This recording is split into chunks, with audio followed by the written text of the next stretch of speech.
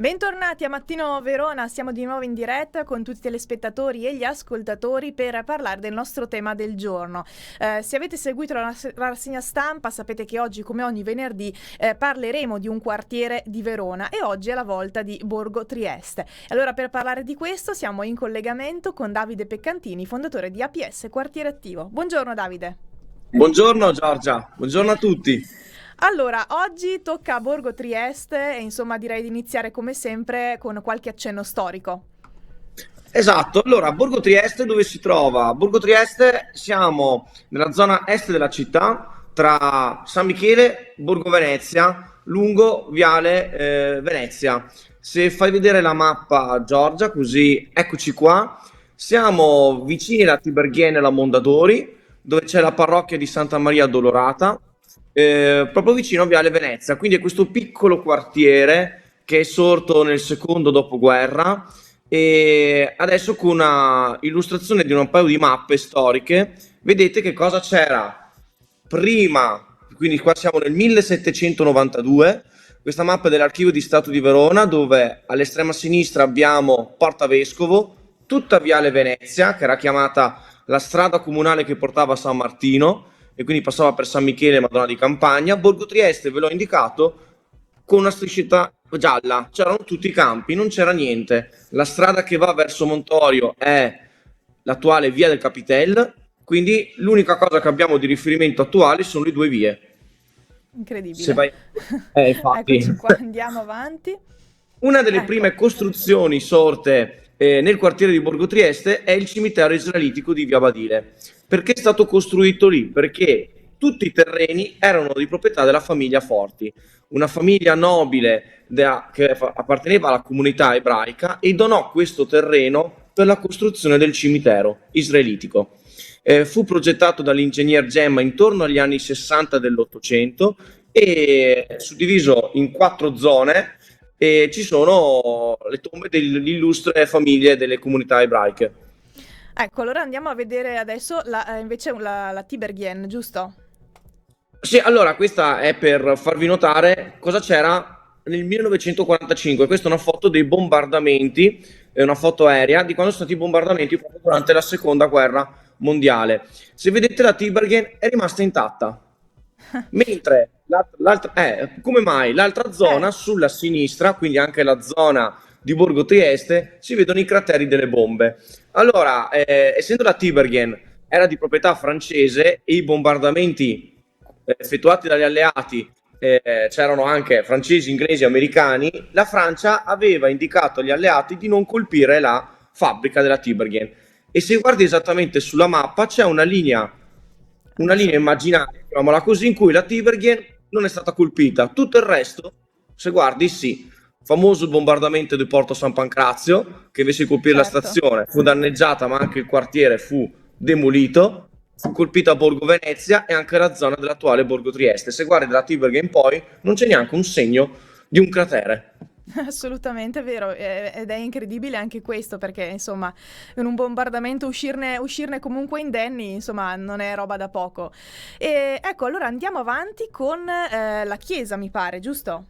Esatto, allora la comunità del quartiere, essendo che si stava allargando con le case popolari lungo via del Capitel, aveva bisogno di un luogo dove celebrare le messe e i proprietari della Tiberghien diedero l'utilizzo gratuito del magazzino come primo nucleo proprio della comunità cristiana, della comunità religiosa. E questa è la foto proprio della zona della Tiberghien che dà su via del Capitel, trasformata in chiesa. Fu consacrata il 2 giugno del 1954 e l'ingresso era proprio in via del Capitel. Fai conto che c'erano tutti i campi davanti e un piccolo sentiero che portava proprio alla chiesa. Questa è la foto della prima comunione. Vedete, era proprio uno spazio alla buona, chiamiamola così, dove si svolgevano le messe. Il primo parroco fu Don Cavalleri, che si attivò anche con il comune per la costruzione di una nuova chiesa, tant'è che il comune cedette il terreno di 1.000 metri quadrati per la costruzione della parrocchia attuale di Santa Maria Dolorata. Ecco, questo è il sentierino che vi dicevo prima. Ecco, perfetto. Sembrano immagini, diciamo, del 1800 in cui non si andava proprio. È Però vero. alla fine era la Tiberghien, guarda, si guardava verso San Michele, in direzione di San Michele, davanti, dove oggi c'è il distributore di benzina, eccolo cosa si vedeva da Viale Venezia.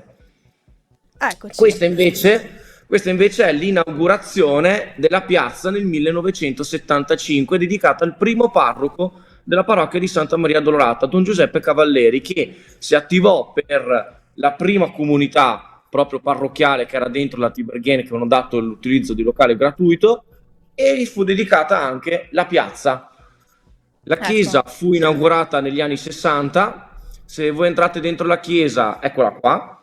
Se entrate dentro la chiesa, sulla destra c'è proprio un'epigrafe che ricorda proprio la costruzione. Si ringraziano anche i proprietari della Tiberghien per aver ceduto una parte del loro locale gratuitamente.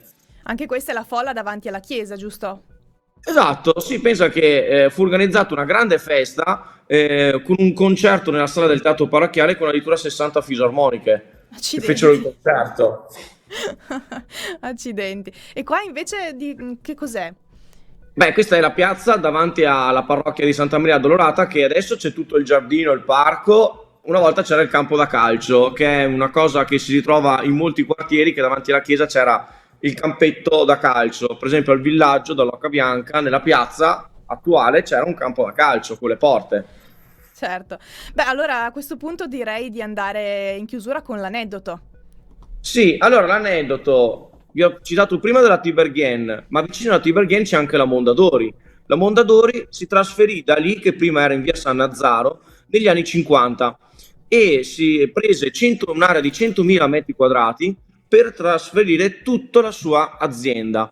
Ma una cosa particolare è la scala elicoidale. Ecco, Scala andiamo a vederla. elicoidale, Eccoci eccola qua. qua, sì, che è stata progettata da un architetto svizzero, Armin Melili, e rappresenta praticamente i 50 anni della Mondadori con 50 gradini. Ah, questo è molto interessante, veramente. Eh Tra l'altro sì, veramente un'opera, cioè un'opera comunque abbastanza, cioè, di stampo moderno, nonostante comunque fossimo in tempi, insomma, in tempi sì, andati. siamo 60 anni fa, quindi era una cosa avveniristica per l'epoca. Esatto. Beh, insomma, Davide, anche oggi ci hai portato una storia pazzesca e devo dire molto interessante, come sempre, quindi noi ti ringraziamo e ti diamo appuntamento venerdì prossimo. Esatto, ci vediamo venerdì prossimo con la storia della Bassona, quindi vi auguro a tutti buona giornata. Benissimo, benissimo. Allora anche noi vi salutiamo e vi diamo appuntamento alle 8:15 con il nostro secondo ospite, Francesco Castioni. Grazie per averci seguito e a tra poco.